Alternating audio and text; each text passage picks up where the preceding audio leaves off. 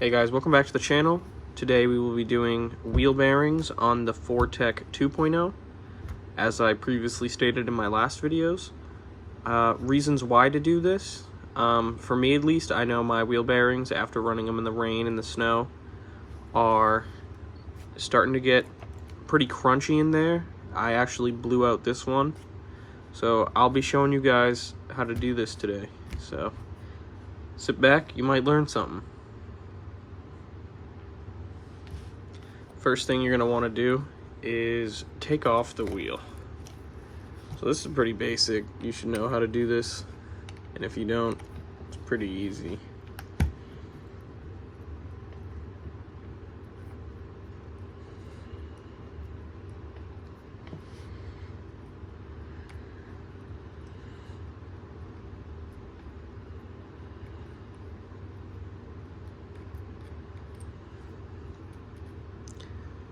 So this is just a wheel nut wrench.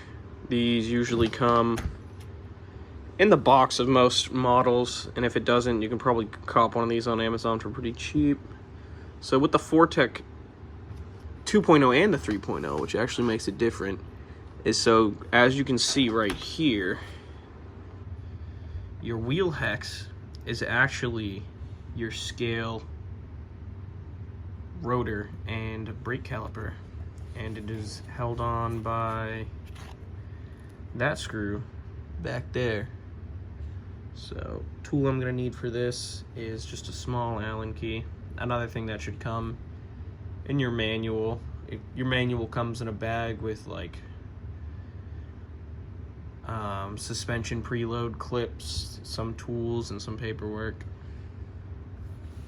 So right off the bat, first thing I'm running into here is, because I live in the Northeast and there is salt and snow, this screw is rusted. As you can see, the head, it does not want to come out. I started a little bit, but the head's kind of rounded. So my recommendation is, for anyone getting into the model RC car hobby, pick yourself up a bag of, these are Traxxas OEM screws. I just bought a bunch of them off of eBay. It's highly recommended because I will not be putting that same screw back in there. So once you get that screw off, what you're going to want to do is pull off the scale brake caliper. And as you can see, mine is very dirty. That'll need to be cleaned up. And then you're going to pull off your wheel hex. It might give you a little resistance, but if you pay close attention right there, see that slash? That little notch in there? So that is for this very important part right here.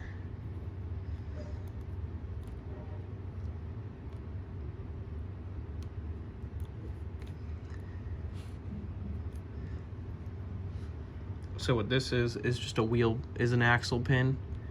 So what you're gonna wanna do with that is, what I do is I try to put it back into the caliper as best as I can, just so I don't lose it. So that, just snap that in there, and now look, that will not go anywhere. So next step is going to be to take off this piece right here that connects to the wheel hub.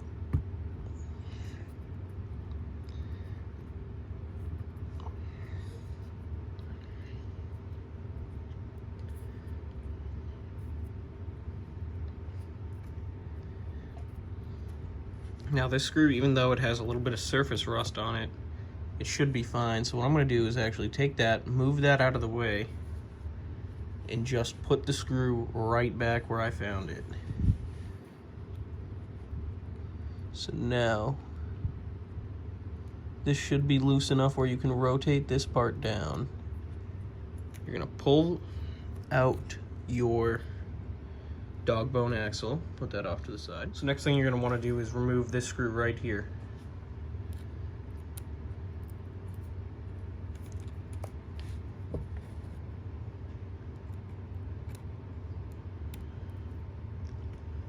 Now, I would recommend that you only do one side of this at a time so you don't have any problems with your steering geometry,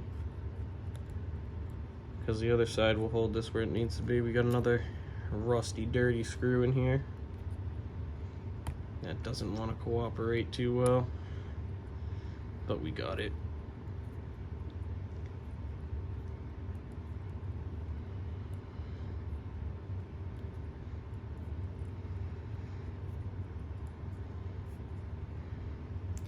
Okay, once that's removed, I will just be a few threads putting that screw right back in there,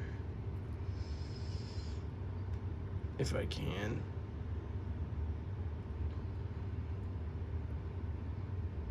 There it goes. All right, now if we go back to looking at this part here. All right, so next thing you're gonna wanna do is turn your knuckle all the way to the side and push that out. This part should come out. Now another thing you gotta pay attention to, you do not wanna lose the shim. Put that off to the side, and now we can actually see the wheel bearing right there. So that's what we're gonna have to try to get out. So how I got that outer wheel bearing out is I went in and I pried with the Allen key till it came out. So now I'm gonna have to work on removing this inner wheel bearing. These aren't too difficult to remove, but sometimes they can be a pain if you got dirt and grime in there. All right, here are the old wheel bearings. As you can see, kind of crappy. They don't want to spin as good as they used to. You could take these out and clean them, but a whole sleeve full of wheel bearings for these Traxxas vehicles. I just got this off of Amazon. This is a 5x4x11, I believe. This was only 10 bucks, so now into putting them in. So what I'm gonna do is basically what I did, but backwards. I'm gonna start with the inner wheel bearing because it's gonna be the toughest to get to. Just slide it in. And you'll feel it slide all the way in. Another new wheel bearing. Outer one. That should also just slide right in, right there.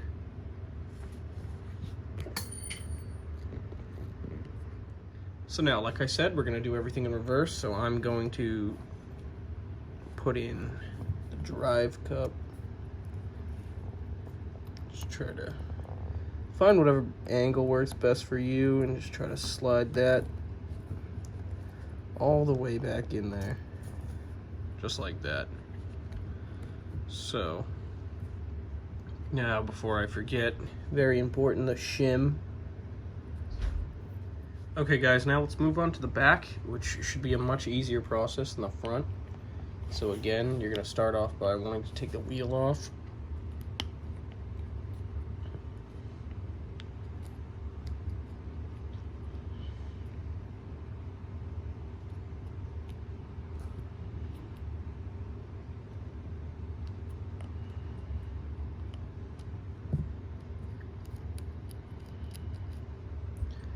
Once the wheel comes off, same setup. Caliper is holding on your rotor, which is your wheel hex. Same style screw in here. Let's pop that off real quick.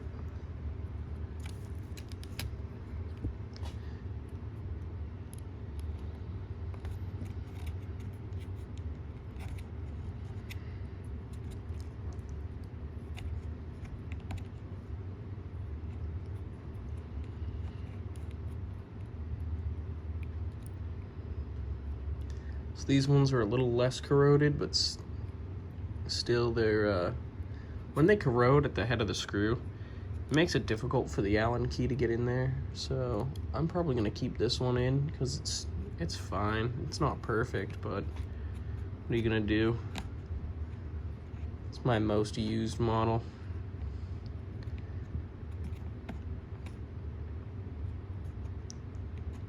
I am putting a big bore shock kit, which is just a traxxas hop-up part, on this. And it's gonna have a sway bar kit, which you can see in the back, these little, that's where the sway bars go in the back. And in the front, that's where the sway bars go. It's just a bar that once one side pulls up on your suspension, the other side will pull up as well, keeping the vehicle's weight distribution better. Right, same story. That pops off.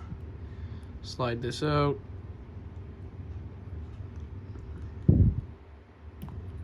Save the shim. So what makes this one different is that it should only be one screw to open this whole thing up.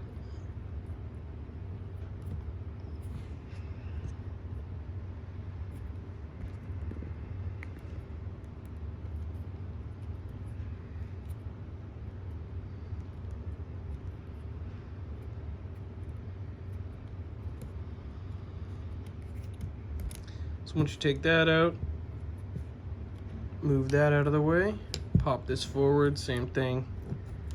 Dog bone comes out. Mine is real dirty. My diffs are leaking again. And then slide this part up.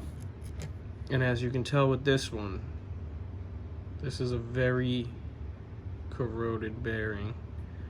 I hope it comes off in one piece, because when I hit it on the last side at the skate park, this inner bearing piece right where my right thumb is, that actually stayed on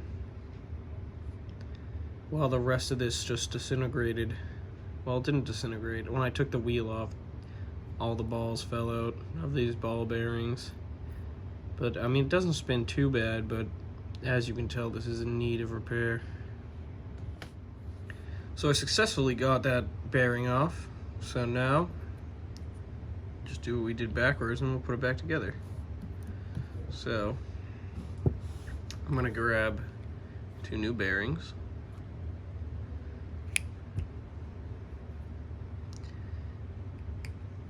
And I'm gonna first place that one there.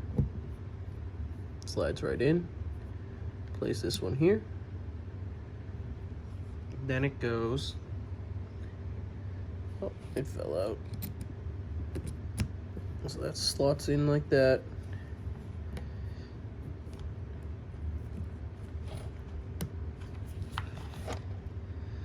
And this one will slide in like that. If it doesn't all fall apart, which these things happen.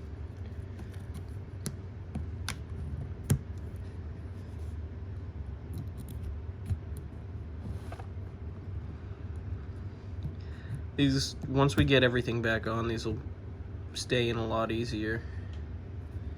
So then the shim.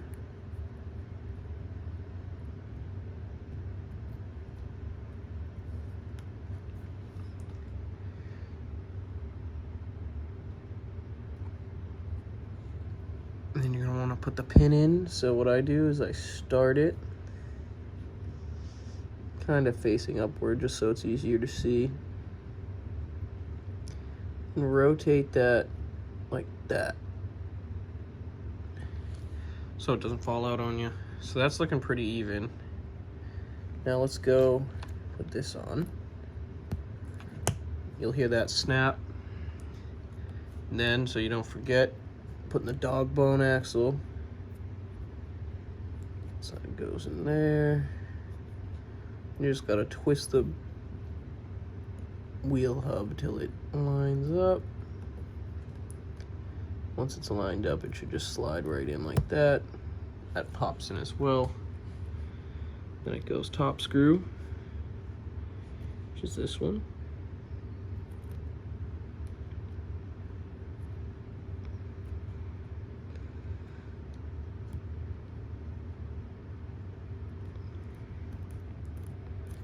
Right there. And now what I got is I got an Allen key tip on the end of a drill just to make it a little faster.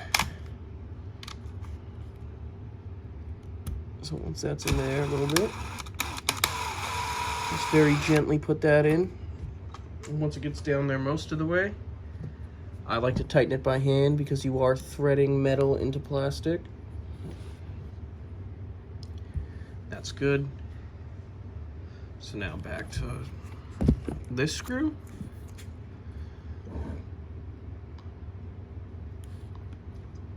That goes in like that.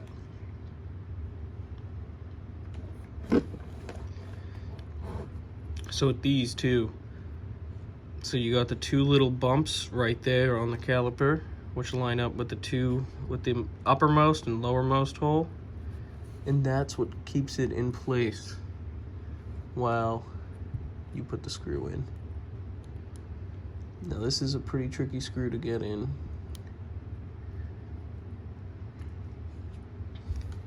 So I'm gonna do this one by hand all the way just because I can't really fit the drill in there.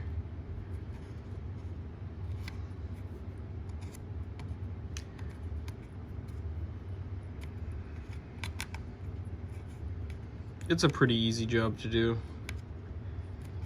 You can do this like afternoon, you don't have to make it a weekend thing. It's not gonna take you a day. Right there, it's torqued in now. Now for the easy part. Put the wheel back on, make sure it's in the hex.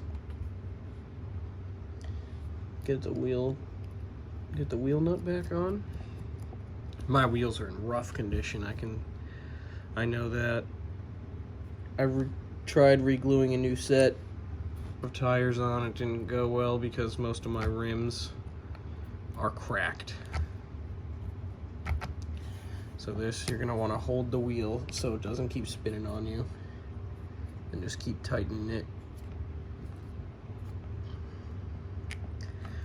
There you go. So if you follow this video, you should be able to do all the wheel bearings in most of your RC models. The Vortec's a little different with the caliper and the rotor setup, but same concept. If you can do it on the Vortec, you can really do it on any traxxas model. They're all very similar. It's actually less steps on like a Slash or a Rustler, because it's just the wheel comes off, you take off the hex, then behind that there are your bearings and axles. Thanks guys so much for watching. Please leave a like and a subscription down below, and comment if you want to see anything. I'm down to take suggestions.